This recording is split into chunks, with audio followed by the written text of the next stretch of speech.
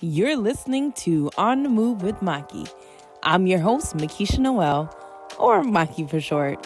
The goal of this podcast is to elevate the stories of diverse, multi-passionate creators in and outside of the marketing and advertising industry. They are the ones who stay ahead of the curve in this ever-evolving world. So, all episodes will provide listeners with the tools to help make decisions in their creative journeys while highlighting the trends shaping the internet in real life. Excited to have you here. Come on in. And we are recording. This is On the Move with Maki. Thank you so much for tuning in with me on this Thursday. Y'all, look, I'm pretty tired today. But I want to thank you so much for tuning into this episode of On the Move with Maki. The goal of this podcast is really to elevate the stories of diverse creators, movers, and shakers like my guests. This afternoon, you're going to see who it is. But I thank you so much for connecting, because one thing I realize is that, we see creators and entrepreneurs online selling their products and businesses and doing these things.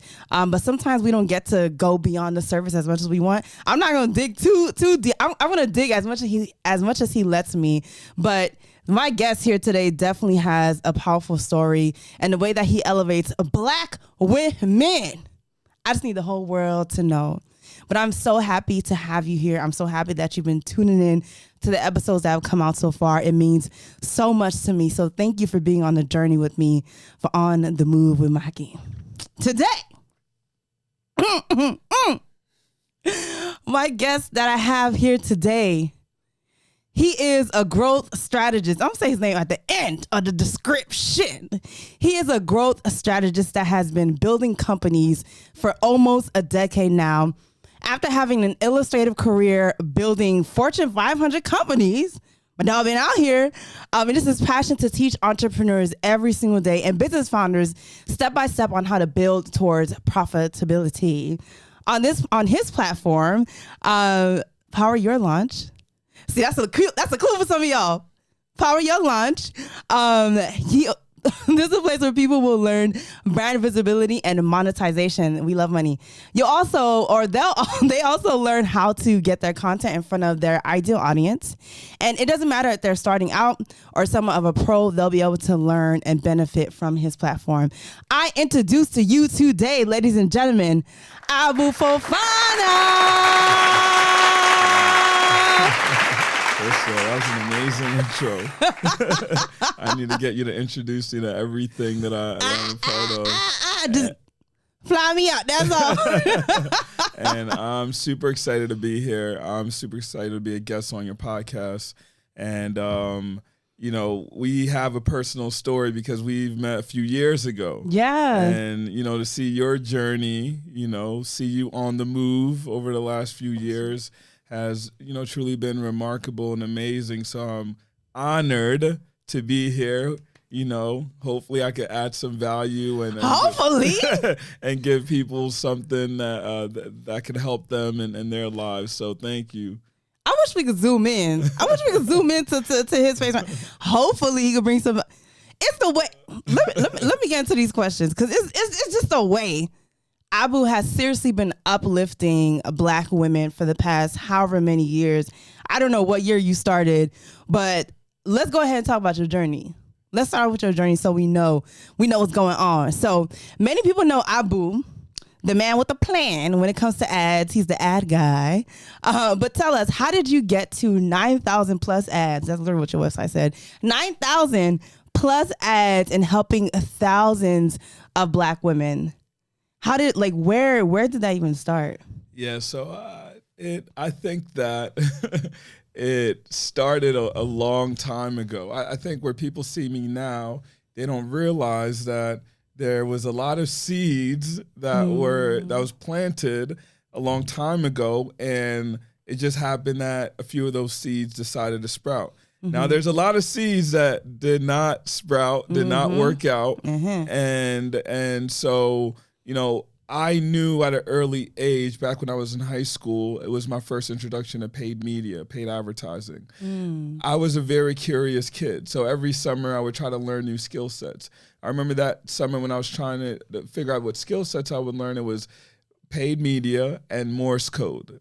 High school. In high school. What high school you went to? I went to boarding school. Okay. But this is just my one of the character traits that I have is I'm just built on curiosity. I ask a lot of questions and I try a lot of things to really just figure out what is for me and what's not for me, which most people struggle in, right? Most people, they never make a list and then they never try what's on their list and they never cross anything out. And so how would you ever know what direction you're supposed to be in if you're directionless? Yeah. And so I got my start paid media. I started a brand when I was in college, and the way I marketed it to people that weren't on my campus, because I was in the middle of nowhere, is I would run advertisements. So it came back again. When I wanted to leave my corporate jobs, I was like, well, what do I know how to do? Okay, run advertisements. And so I'm in this position now where I'm able to teach people what I know to help them drive visibility and sales and leads, et cetera, to their business. And because I had so much, this is over 12, 13 years, running ads, 9,000, that number 9,000 came in, that's like less than a year I could do that, right? Wow. And we've been able to help and teach over 10,000 students, where 95% of them are Black women and women of color business owners. And so that's my journey and story with how ads has brought me to where I am today, where people know me as, the ad guy. Yes. So I want to get a little more specific. Okay. If you allow me. Just let me know what's off limits. But I want to get a little more specific because a few years ago, literally the last time we saw each other was at the Harvard Business School's African American Student Union Uncharted Path conference. Yeah. I'm gonna get that correct. Right. And so it was in your session that you taught that I learned how one of the places that you started was doing t-shirts, right? And you had specific graphics on the t-shirts, and that's kind of where advertising also started for you a little bit. Yeah. So this was freshman year of college. I was trying to figure out, what I was going to do, and I ended up starting this clothing brand called MOAP, which stood for Motivational Apparel. It was the MO and then it was the AP of apparel, and I was like, oh, I'm so creative, Moab. And what was challenging about it is funny now because everyone would read it as Mope. They're like, wow, this is such an inspirational brand. Why is it such a sad name? I was like, no, it's Moab. So I capitalized the A. It was like Moab. But no one got it. Anyway, so I was running this clothing brand, and I would, I was taking a lot of classes. I was selling these t-shirts around my campus, and they had like inspirational messages like life has no limitations except the ones you make or set. It would say like strength or TTG, which stands for time to grind. And I would sell this clothing, and my challenge, there was a few challenges. I started it because I wanted to help out the Special Olympics. So I was like, okay, what's a way I could start this brand? And the reason behind it is because, they're told what they can't do. They're always told their limitation. But helping out during that summertime and helping them, I realized that, people place these limitations on them, but they don't see it. They don't see the limitations people set out for them. And so they create their own ceilings, right? Yeah. Or ceiling lists. And so I said, okay, if I create these inspirational messages, then I could sell a shirt and donate, right? I could sell a shirt and donate. And so I would go around campus trying to sell t-shirts out of my book bag, and I had really no way of selling. And I said, well, how do I reach people that do not go to my campus, that are in LA, right? That are in the opposite side. Wait, where was your campus? We talking about right. location specifics. I know. So I know. The details. Me and my university have a love-hate relationship. So, hold on now. I don't know if they're gonna see this though. But So I went to Penn State undergrad. I was in the honors college, Schreier Honors College at Penn State, and to Philly, it's a 3.5, 4-hour drive. And so I used to try to make those drives and try to come back to campus all within a day, 24 hours. So I would all the time pull on the side of the road and fall asleep because it was so hard. That's 4 hours to Philly, 4 hours back, right? That's 8 hours. And I had to go attend classes. I was taking 30, 35 credits a semester. I was working 2 part-time jobs. So I was like, I need to figure out a more effective way to move and sell these clothes. And so I said, wait a second, ads, like I could run ads. Everyone, especially college campuses, are on social media. They're on Instagram, they're on Facebook. Was this 22? This is back in like, aging myself out here. Oh, okay, wait. Because I'm trying to think, because like I know Facebook became popular in 2008, right? 2007, 2008. Yeah, it was. I mean, that's fine. Yeah, it was starting to become popular. 2008, 2009 is when Facebook introduced and allowed people to really use ads. So that was the first time like you were able to actually like run advertisements to businesses and to other people. Okay. And so this is like early 2010, 2011-ish. Yeah. So I was, I know people over here trying to figure out.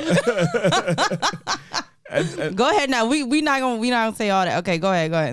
No, and so through there, I had to figure out a way to reach my customers, and I was like, wait, I know ads. I started teaching myself, so let me go ahead and test this out. Now I didn't have a lot of money. I was a college student, and so I said, okay, what if I dedicate $100 a month to my advertising budget? And I would blow through it and no result. And then I said, you know what? This ad thing don't work. This ad thing don't really work. People talking about it don't really work. So I actually abandoned it and I went back to my guerrilla marketing and strategies. But again, I kept running into the same issue. I had to be in class. I had to keep above a 3.5 or 3.6 GPA because I was on a full academic scholarship. There are all these things that I'm like, okay, I need to go back to the drawing board. So I said, okay, I ran out of my own money. So why don't I go to these local businesses that are around the college campus? I'll run their ads for free because I need to use their money to practice and to get better because I don't have any money.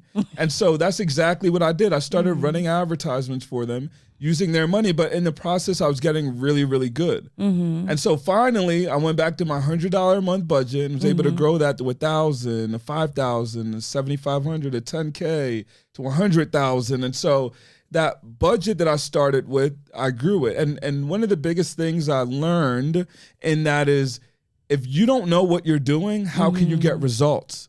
So I never knew what I was doing when I was running ads for the very first time. Yeah. And so I said ads don't work rather than, well, do you know what you're doing? Yeah. So I was asking the wrong question.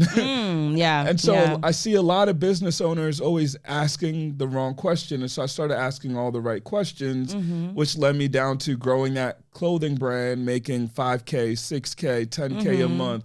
I wasn't the typical college student because I was making money. I'd go to the bar and be like, hey, just everything on, man. It's cool, man. Like, it's cool. Why I didn't know Apple when I was in undergrad? Jeez. I was broke. Yeah, that's really great. And that, I can tell that was that defining moment for you when you were like, all right, something's got to give. This 4 hours here, 4 hours there is just not working. It's too much. So that was your defining moment. And so at that point, did you know that you would be an entrepreneur at this point? No, I didn't. And you were just having fun. I was just figuring it out and it almost felt unreal. I was like, okay, like, is this thing? And so the reason why I didn't know that I was going to become an entrepreneur was because of my environment. No matter, and I see this happening all the time. Here's an example. People will go to conferences. They'll get really motivated to want to start something. They'll go home back to their environment and their environment will knock them down. And they'll say, that's unrealistic. You need more money. You need to be born in a different type of family, right? Like, you're not like them, right? You're not one in a million. You're the million. And so your environment starts knocking you down. And so all that motivation that you just got at this conference, that inspo, the environment just took it all away. And now you're just left even worse. And so when I was making this money and I was figuring it out, I would go back to my environment And they would tell me, even professors at the university, they'd be like, hey, is this legal? And I'm like, I don't know. Facebook says you could advertise on it. I would go back to like certain classes and I would tell them, hey, I'm applying what you're teaching me. And they're like, well, no, I don't care. You have to be attending class, right? Stop missing class. But I'm like, well, I'm making, like, can you help me? And I didn't get the help I received. I would go to my friends and they couldn't really, because they didn't do it. They couldn't relate, yeah. So they didn't do it. They couldn't relate. Hey, just get your degree. Like, just get your degree. That's all we really care about. Did you get a job at the career fair? That's all we really care about. Did you go to your resume workshop? So here I am doing something. And it felt like everyone, there was a few people that supported me, right? Shout out to Miss Doberstein, Melissa Doberstein. I was always be in her office, like in her whiteboard in her room, and she'd be one of the few people that really supported me and saying, hey, Abu, have you thought about entrepreneurship? Let me connect you with people who are entrepreneurs. But everyone else was like, no, get back in the box. What are you doing? Get back on the path that's been traveled a million times. Yeah, I can imagine. Literally, all I can think about is imagine how you felt in that moment. Like, I wonder if you felt displaced or felt like you didn't belong because no one else around you could relate. But I can also imagine you're like you have a good head on your shoulders, and you're like, nah, I'm gonna end up figuring this stuff out. But I do want to know, at that time, is there anything you wish you could have done differently? Or was it just a pleasant surprise? Like, wow, I can actually make money from doing this. I can actually maybe change my environment. What were some of the thoughts that was going through your mind? Yeah, so I think that I wanted to drop out, right? Wait, did you drop out? I wanted to drop out, but he got his degree, y'all. That's what he's saying. What I'm saying is, I have an African mom, so I didn't really have too many options. And so I wanted to drop out, but like, I think that a lot of the thoughts that were going through my mind is like, I started absorbing my environment and I started doubting myself. I said, you know what, maybe let me get the job. It's safer, there's benefits, and if I could get this job, then I could help my family, right? I'm looking at the offers my friends are getting that are years ahead of me, and it's, coming out of school with $50K, $45K, $60, $70, and that would be the most amount of money my family had ever seen. My mom made less than $30K her entire life. And so I'm like, okay, if I could come out with a job with $60K, I'm doubling it and I could help out. And so I said, okay, maybe I should just go to the career fair. And so I was having all these thoughts, and when I would find one or two people that were like, no, this entrepreneurship thing is interesting. Like, wait, you're doing this with t-shirts? Like, wait, so people in LA and the UK are buying and you're here, Penn State? Like, how does that work? And I was like, well, look, like if you do this and this, and they didn't understand it, but they're like, no, but you light up when you talk about that, and I'm like, so I'm torn, right? And I don't know what to do. If I could go back, I would tell myself, hey, no, you're on the right path. Like, double down on what you're doing. But it's hard, right? It's hard at that time because you're listening to people that care about you. But when you listen to people that care about you, sometimes they want what's best and most safe for you. It doesn't mean that's necessarily your alignment and what you should be doing. And so, I was torn in different direction. I wish I had more confidence in my own abilities to be able to drown out the noise and just focus on what I felt was right. But you ended up doing that though. Hello. for those that know you, he ended up doing that, y'all. So we're happy about that. And you mentioned your mother, right? So I do want to dig in a little bit more. I hope you read these questions and know I'm about to ask you these things. Okay. So what many people do not know, which I learned a few years ago, is that you're the son of an immigrant. And so you watch your mother work super hard for you. And I can tell that you take that into the work that you do. Like that's part of your armor. So why is your story as a Black man, a child of a resilient immigrant mother, so important? And let me also say this. I too dislike when people tend to describe Black women as resilient all the time, and like we don't always want to be resilient. We want to be like, it's okay to be soft or to be tired or to be like, I don't know what the hell I'm doing all the time. I don't have to have it together all the time. But the reality is that your mother is also resilient. So Why is your story, why is all of it so important as a Black man? What do you can tell us? I think that, you know, it's so important because I really wouldn't be in this seat or where I am, especially like without my mom. You know, when we came here, refuged here to the States Sierra Leone? from Sierra Leone, West Africa, she, you know, she worked tirelessly 3, 4, 5 jobs in order to take care of us. I'm one of 7, right? So she worked extremely hard, and it was just her. Yeah. And so being one of the youngest, I remember her going to these jobs and, you know, not getting it, right? Not only because she was a Black woman, but she was an African Black woman that was also uneducated. And so there was a lot of things where where kids are around and you're like, oh, you know, are they going to remember it? Yeah, I remembered all of that, right? I remember all those, you know, discrimination or rejections, and her just keep going back out there trying to just provide food for us. And I knew we were poor. Like, we were less than poor. Whatever poor was in the U.S., I wish we were that, right? That's how, you know, how much we didn't have, but my mom would always try to mask that by saying, hey, just focus on what you do have, right? Focus on education, you know, build through education. It's the greatest equalizer. And that's essentially what we did. But everything that I've done, you know, the fuel, the reason why is because I wanted to change my own economic situation, change my mom's economic situation. And I believed that, okay, if I can teach people as I gain more knowledge, if I can teach people through skills and they become more valuable, then it's harder for them to get let go, or they could create their own economic opportunities. And so when I got into paid ads, it wasn't because, yeah, do I like running paid ads, you know, for myself? Yeah, sure. But when I got into paid ads and teaching other people, I saw it as an opportunity to give people economic empowerment through skill sets. I said, if I could teach them their own skill where they could go find the river themselves, they could go fish themselves, they could go cook themselves.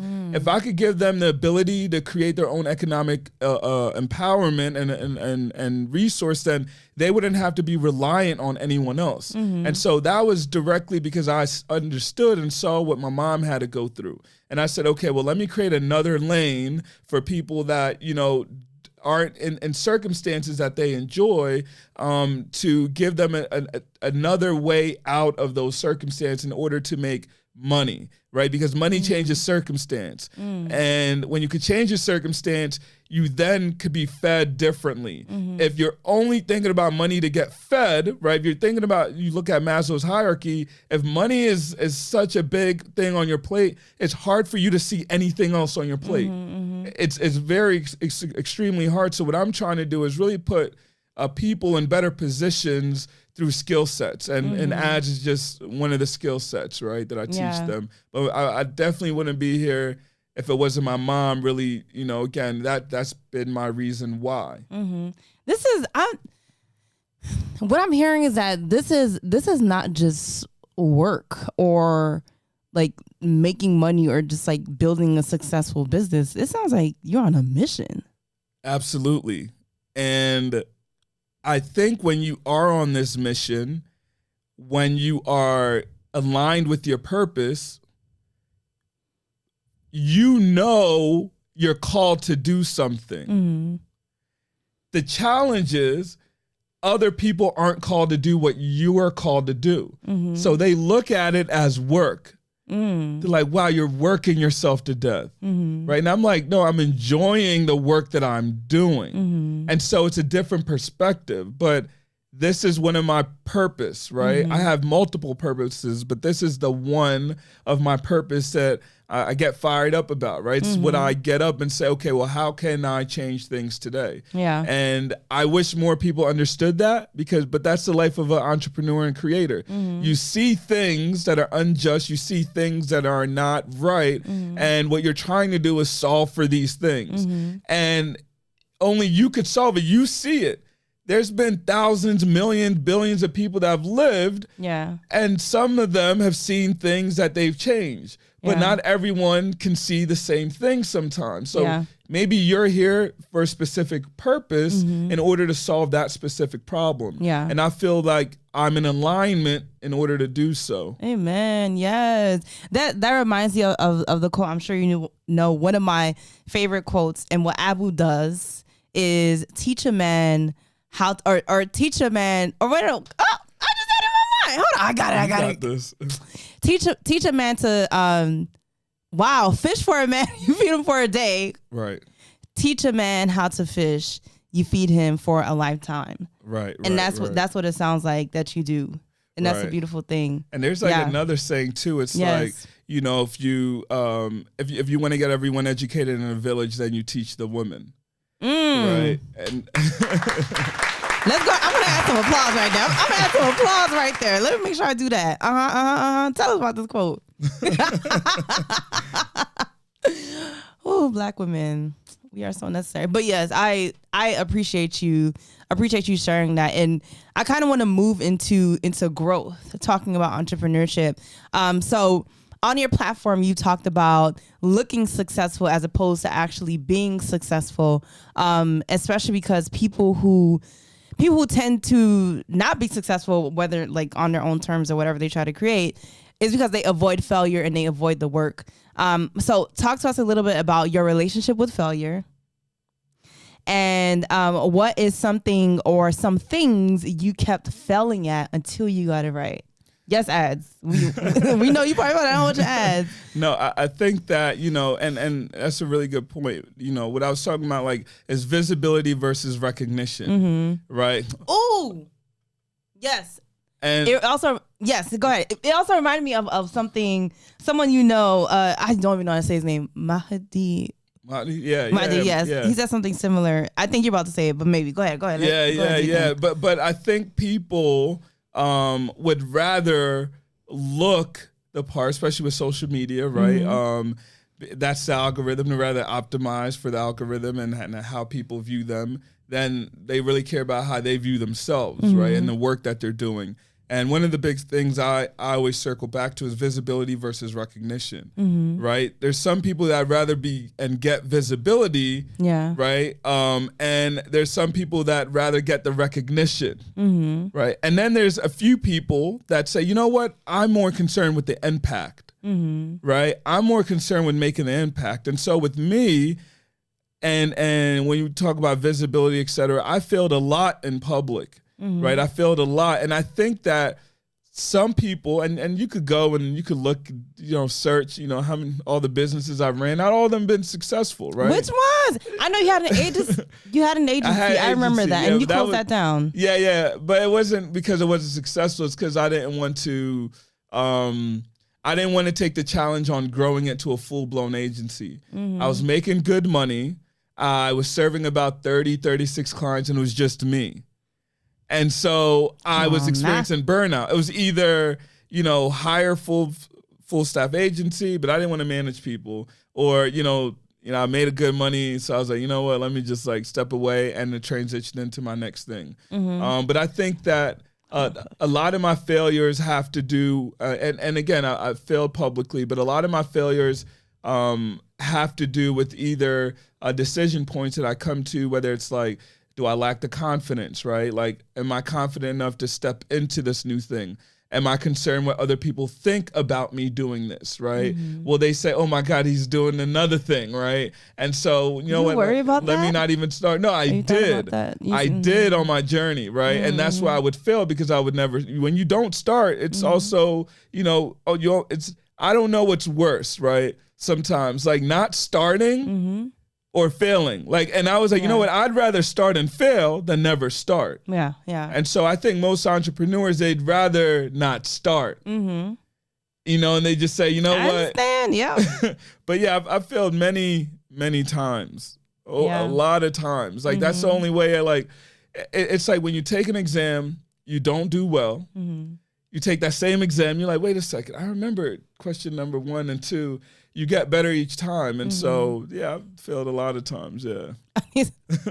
I need to take that advice when I do the GMAT, child, because honestly, I'm literally about to plan to take the GMAT like three times this year, Lord. But there's also this narrative about how there's so much focus on getting out the mud that when you do become successful, no one talks about how you actually stay there. And this is something that I've seen Tanya Rapley talk about on her platform, who I love. Tanya. If I could get her on the podcast, sis, come on now. I'm sliding her DMs. Don't worry about it. So what are some keys to success or best practices you implemented to maintain your version of success? Yeah, I think that it's changed over time. And I thought, I grew up with not a lot of money, so I thought success was a lot of money. I made a lot of money and I was like, dang, I'm still unhappy. Like, I'm really unhappy about myself and my life. I'm able to give people things, but like, I'm still unhappy. Like, giving people things was like a 5-minute happiness jolt. And I was like, oh my God, like, they love it. And then I'd have to go back and sit with myself and I'm like, oh, I'm kind of unhappy. Yeah. Go ahead. Are you in therapy?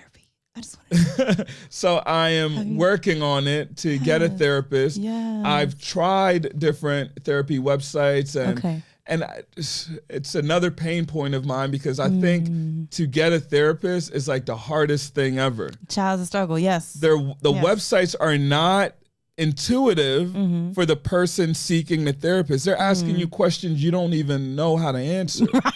And so then you get on the phone with people that don't even, and so it's frustrating. And I wish whoever's listening to this who has a better solution, please let me know because I would more than happy take it. But it is something that I am working on. I did some trial therapy, but they weren't in alignment. And I said, you know what, I need to actually find someone who can help me in this specific season because I go through multiple seasons very quick, very, very quickly. Yeah. But success looks different for me. Success now is like, am I happy? That's the question I've been trying to answer this year. How do I become happy? What things make me happy? For so long, my identity was wrapped into what I did. And so I lost who I was. If you ask me to describe myself, I could tell you the things I do, but not who I am.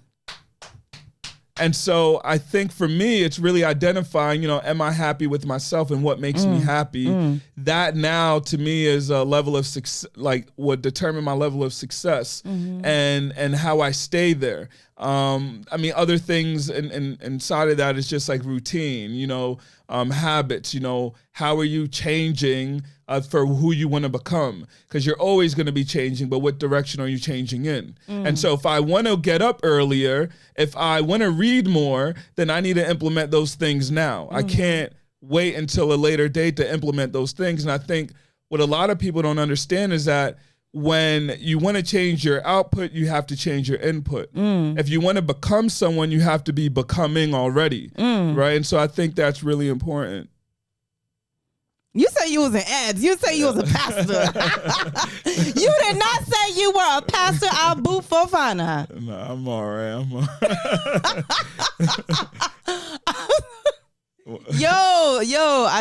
I'm just, that's real. That's real. Yeah. I literally talk about therapy. I feel like every single episode, single episode I recorded so far. Yeah, because like let me go ahead and go to the next question because the way the time is set up, I got to record another episode. But I want to get into community really fast. Okay. And I'm gonna have to skip over that first question about community. And I'll be more concise. I answer these questions. Oh, not a problem. Or we could do a part 2. Right. We just might have to. Yeah, no, I'm serious. You serious? Yeah. We just might have to. Yes. Okay.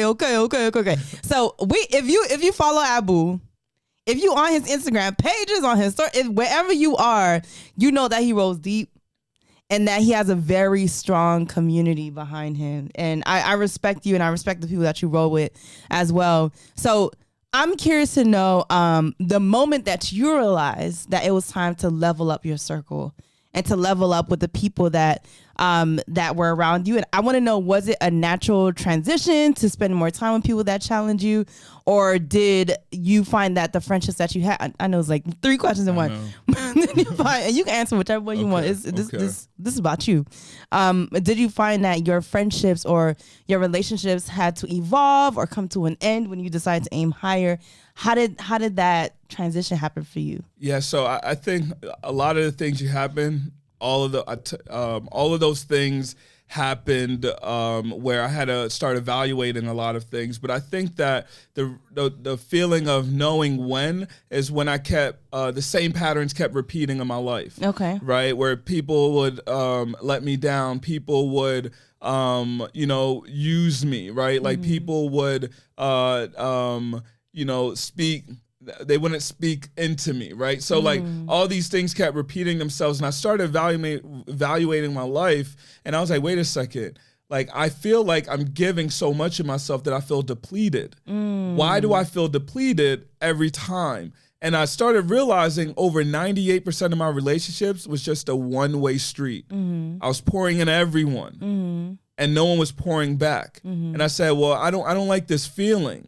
And because I don't like this feeling, I have to be more observant and ask myself, have people stayed past their season? Have they taught me the lesson? And come to find out, they taught me the lesson 10 times over because I kept letting them stay. And I said, okay, they were good for me during that point of my life, but what do I need at this point in my life in order to continue being watered, in order for people to pour into me? Yeah. And I started realizing, okay, things need to change.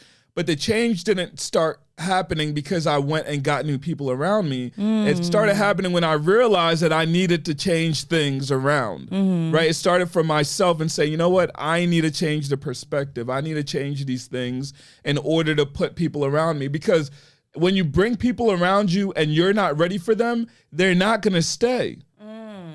When you bring people around you and you're not ready for them, they're not going to stay. These are people that you actually want to be around you? Correct.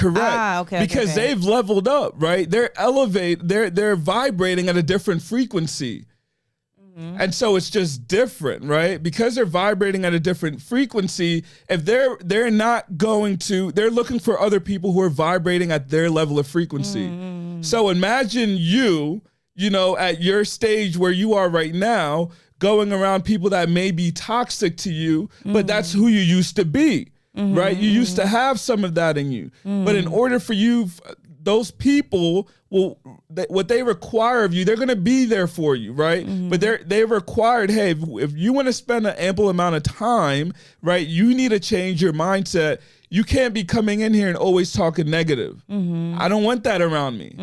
I know you don't like your job, right? But you have the power to do something. You can't go 5 years in a row talking about how much you hate your job. Okay, well, what are you going to do about it? And so these people require a different expectation, and they want you to raise your own expectation of yourself. And so this is when I started finding people who would hold me accountable and say, you know what, boo, you could do that. They didn't tell me that's a crazy idea. You're not the one in a million. But these new people, they're like, no, I believe I'm the one. Boo, or do you believe you're the one? And I'm like, yeah, I guess I do now. Yes. And so it's just different. And once you start getting a taste of that, where a lot of times for people, it'll be the first time where they feel support in their life. You're like, wow, I want more of this. Where do I find this at? And I think that starts, when you start looking for things that you want, you put it out in the universe has a way of aligning those people and those community and those rooms for you in order to step into it. Yeah. Wow. I claim it. Come on now, because like I said, he's not only an ad man, he's a preacher. I claim it for myself as well. But I definitely feel you. Like, there's people around you. We literally have like just a few more minutes, but we gotta wrap it up. But I really resonate with that there are some people who were good for you when you were that person, but now this evolved version of you needs a different space, different kinds of people around you.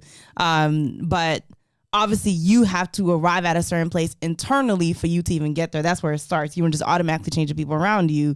So I was trying to sum that up really quick. But if you get what you want and you're not ready for it, you know, you won't get it. You'll lose it, right? Like if you wanted to get this job that you're like, I want this job, right? But you're not ready for it. When you get that job, you'll lose it. So in order for you to even get there, you have to actually change, you know, from, you know, where you are right now, say, you know what, I'm going to start working on this. You know, you only make progress in incremental steps, right? By doing things a little at a time in order for you to actually move into who you should be. Yeah. But yeah, we'll have to do a part 2 for sure. Listen, I'm really not even, like, I know I'm smiling right now, but I'm really not even joking about that. So let's go ahead and wrap this thing up. I'm gonna have to let my second interviewer know. But I want to ask you this question: do you see yourself in ads for the long haul? And how have you thought about your evolution? What was the first question? Do you see yourself in ads for the long haul? Gotcha. Yeah, so I think that I think this is a purpose that I have right now, but it isn't the only purpose that was given to me. And so I don't know what it'll look like, you know, 10, 20 years from now. But I'm just more concerned with the impact and have I changed people's lives with doing it. I don't really look at a timeline for things. I look at who have I helped during this time as I've been doing it. And I think my evolution, you know, it's something I'm figuring out. Everyone that's around me, they're like, man, Abu, like once you figure out where you want to go, it's like I need to hurry up and level up because I want to keep being around you, right? Like I see something for you and people that speak into me. Like I just ran into Marshawn Evans, who is phenomenal. Check her out in my league, who is phenomenal, and they're just like, Abu, like the things we see for you, and where you're gonna go, and like we're so proud of you, and keep at it. So my evolution is still, you know, to be determined, but I know it's with the people I surround myself with that are pouring into me. I know it's going to be something, you know, something big, big. Yes, I love that. Can you say that I'm surrounded? Because like technically we next to each other. So does that mean something? Does that mean a little something? But thank you so much, Abu. I really appreciate you taking the time being here in Miami to join me on the move with Maki in the 305. I really appreciate you. Seriously, it's not lost on me that you are spending this hour with me on this podcast and really sharing your story and sharing the things about you that people may or may not know. So I appreciate you. And I want to thank you all for tuning into this episode of On the Move with Maki. Thank you for listening to Abu's story, for connecting with him. Please follow him. Actually, can you let them know where? You can look at that camera when you say it too. Go ahead. So again, my name is Abu Fofanah. You could follow me at Abu Fofanah on Instagram. That's ABU FOFANAH, and on Twitter it's the Abu Fofanah. And follow me there. Check me out. Feel free to DM me, reach out if you need anything, or if you have any additional questions or follow up from me. Yes. And listen, his DMs be popping. So he's saying to reach out to my Instagram. His DMs be popping. I'm like, come on, Abu. I've been waiting for this response. Come on now. But thank you so much for tuning in into On the Move with Maki. I'm going to see you next time. Whoa. Okay.